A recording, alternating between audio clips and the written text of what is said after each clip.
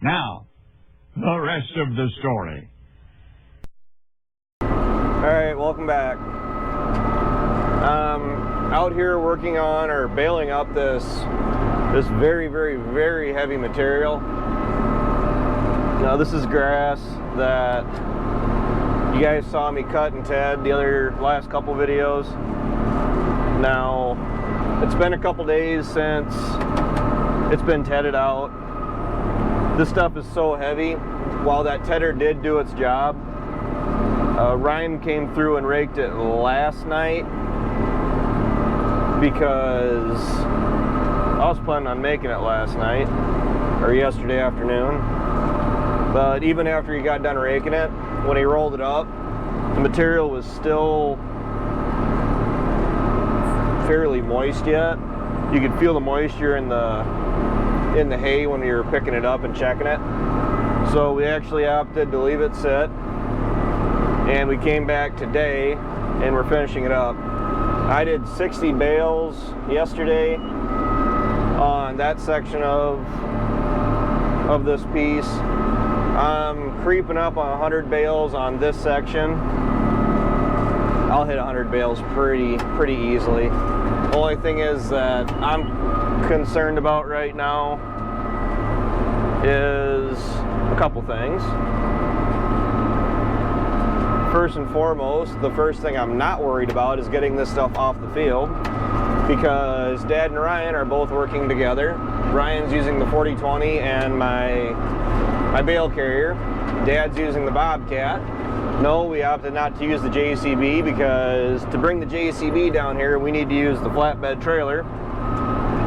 And it was so simple to hook onto that bumper hitch trailer on the back of my truck and bring the Bobcat down with that. So that's what we did.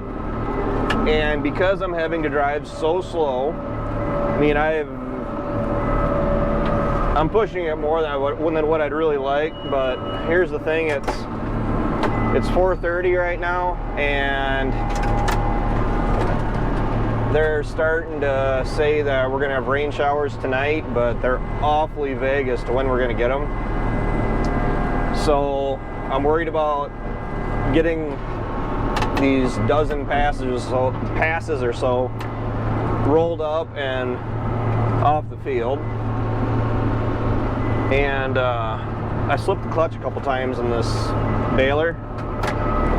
I slugged it up. Ryan, he did a really good job on getting this raked up for what the stuff is. I mean, for how much is here, it's really a bit of a challenge to work with it. I mean, that's needless to say, I've been stressing basically since the day I cut this stuff, just because the ground was damp. That's why I tedded it. I wish I would have tedded it twice. So Ryan raked it yesterday. I tedded it the day before. Now I'm really wishing that I would have came down the day before I tedded it and checked to see what this really looked like down here, because at home we got 1.25 inches of rain. It was pretty soft at home. Well, I'm kicking myself for not driving the 6 miles down here and checking to see how wet it was down here, because Dad and I came down 2 days ago and it really looked like it hadn't hardly rained down here at all. So what I potentially did to myself is that if it did rain, where I couldn't have tedded anything at home, I could have came down and tedded it 3 days ago, helped it get up off the ground, air it out, and then tedded it 2 days ago to help it mix it up, stir it up, and help it get dried out that much more, and then rake it when Ryan did, with the intention of getting it made. Now, I probably could have made it yesterday if we would have done that, but hindsight is 20/20. Now, if you guys can hear the 76 working.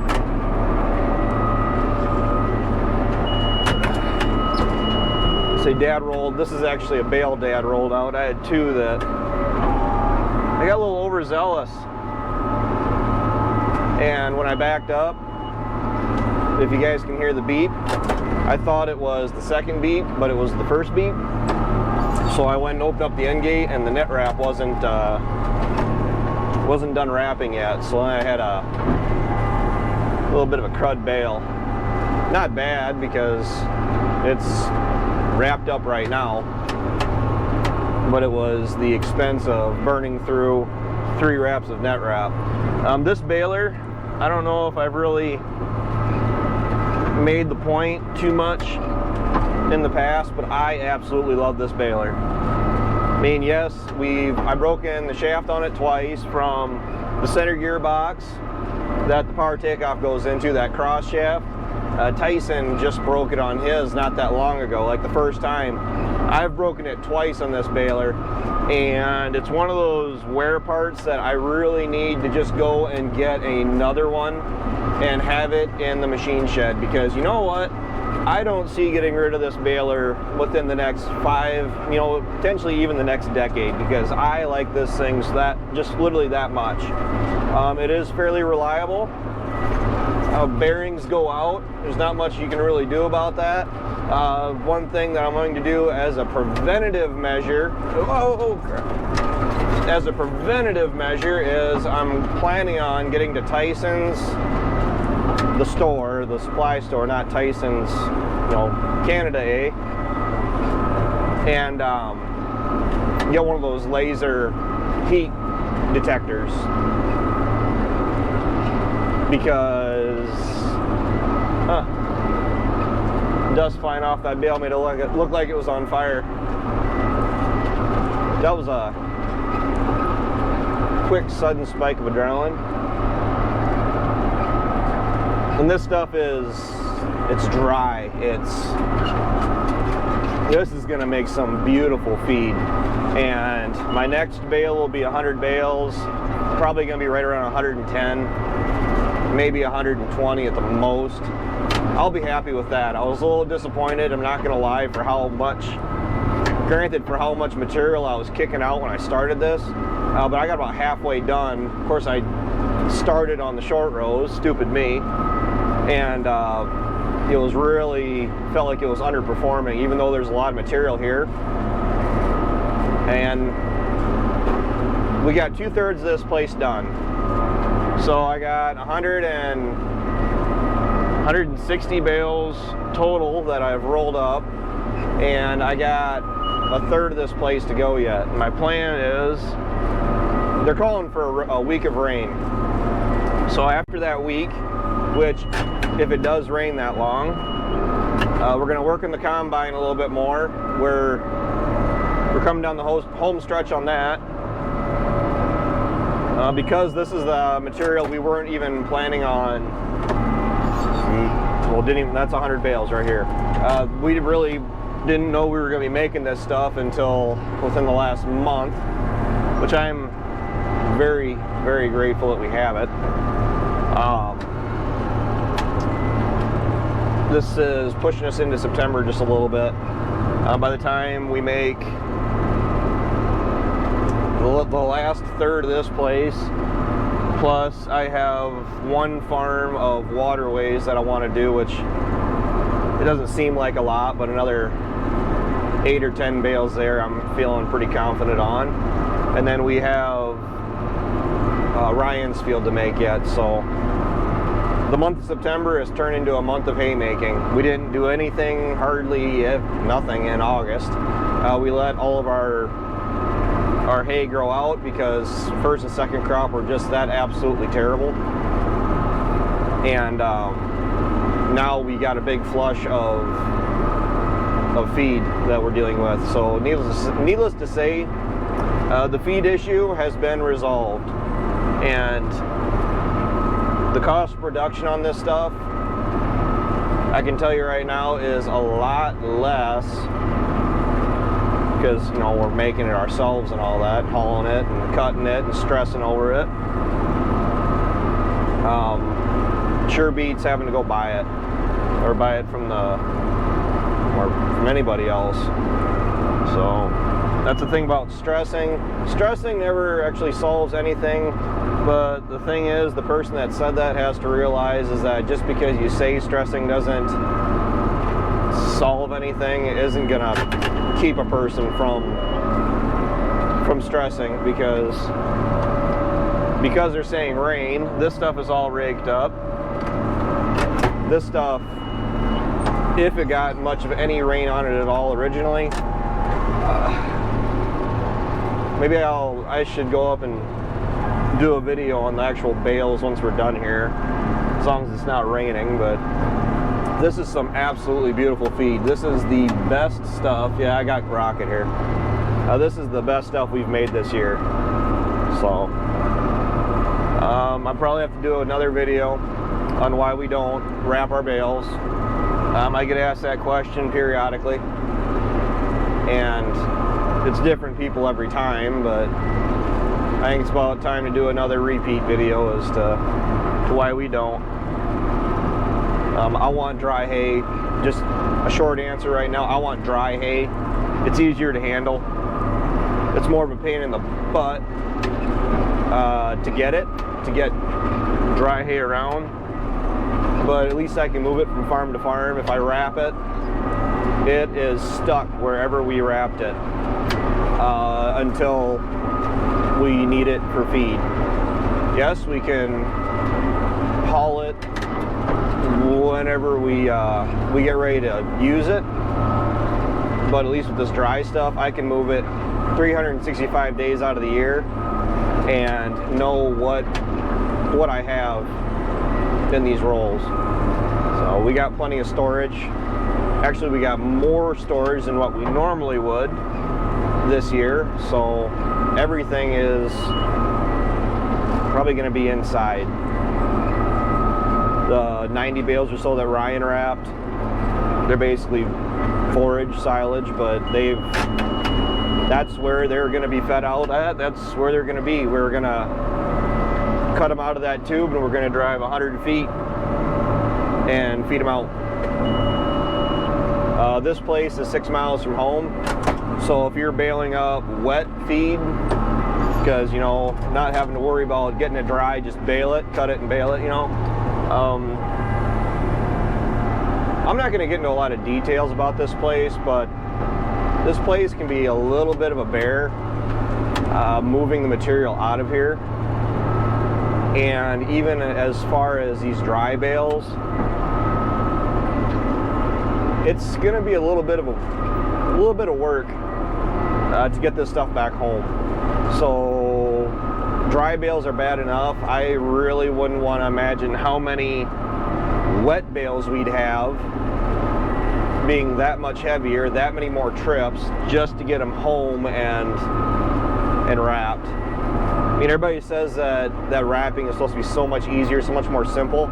I'm not looking at it as just as, oh, we can bale it when it's not quite ready to go. That's fine, but there's also the management of it, of being able to move it between farms and having to get it from point A to point B, or even making it and getting it to where you want it.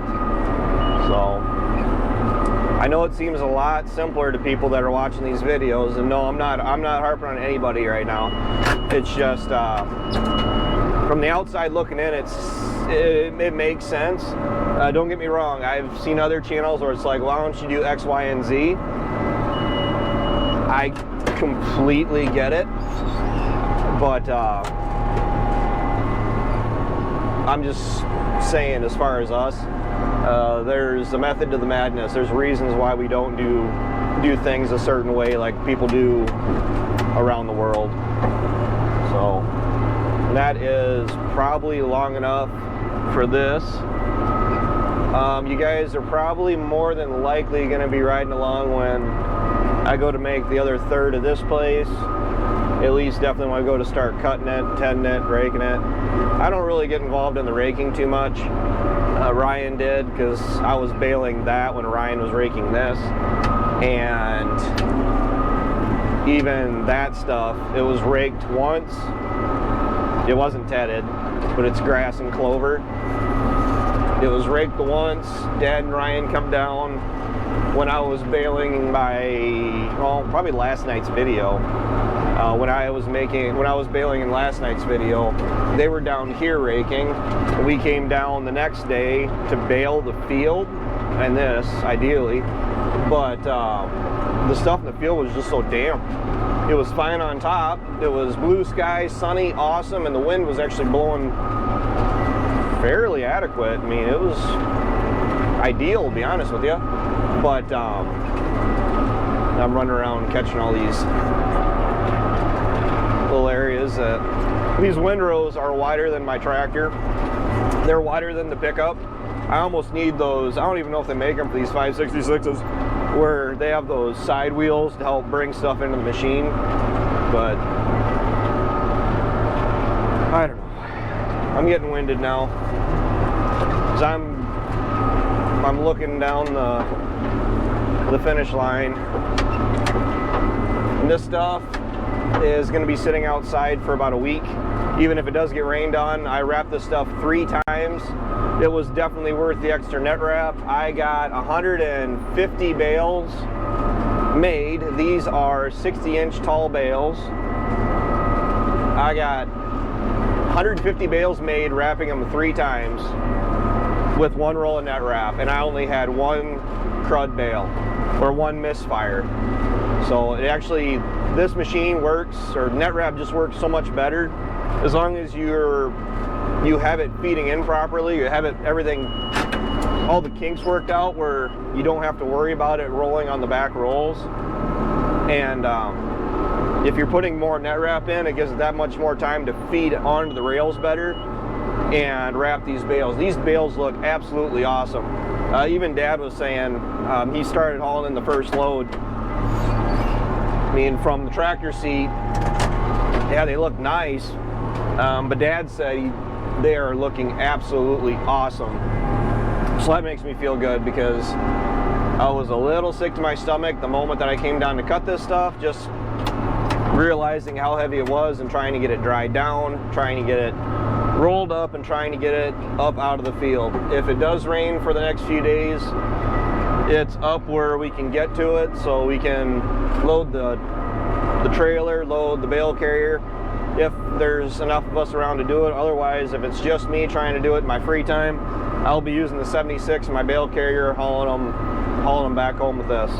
Wear and tear in the tractor and tires and all that stuff, yep, I know.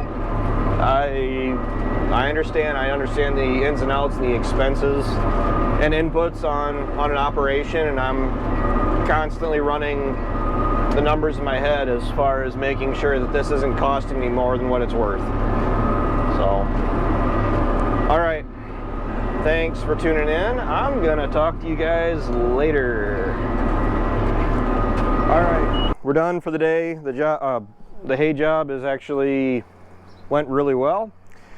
Dad and Ryan got everything hauled in. They caught up with me and actually caught up with me really well all day. I think they're actually waiting for me for most of the time.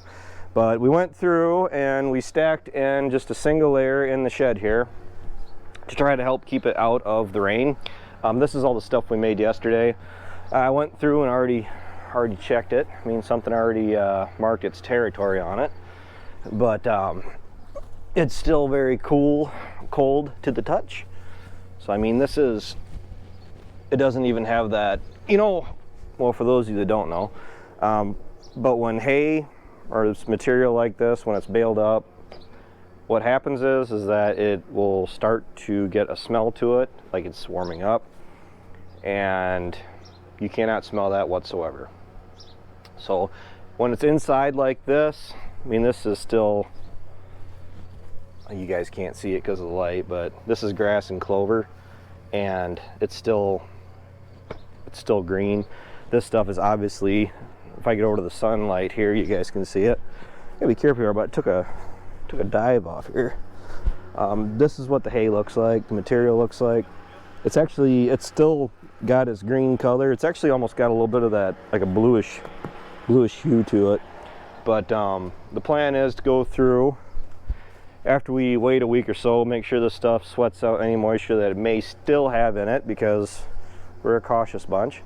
We're gonna go through and finish stacking this up, well, because we can get 2 layers in here. And then the plan is to load up the rest of it and haul it home to one of our many vacant machine sheds. Now we aren't done. We have a third of this farm to go yet, which I think I've already mentioned. So the last bit of this farm we have to go yet is going to pretty well fill up everything we have at home, and maybe leave us some room for corn fodder bales. At least that's the plan. Now they're calling for a week of rain. Probably won't be doing much next week, but I want to try to keep going on hay. Another 2 days of cutting, I'd say, is a pretty respectable number. And then whatever it takes to get it baled. The baler ran like a champ, but it needs to be cleaned off again. And I'm actually just grateful that we got this done as well as and as quick as we did. I mean, this is, I don't know if you guys can really tell, but this is some absolutely beautiful material. I mean, the cows are going to love us. Granted, if I fed it to them now when everything's green and lush, they're probably not going to eat it.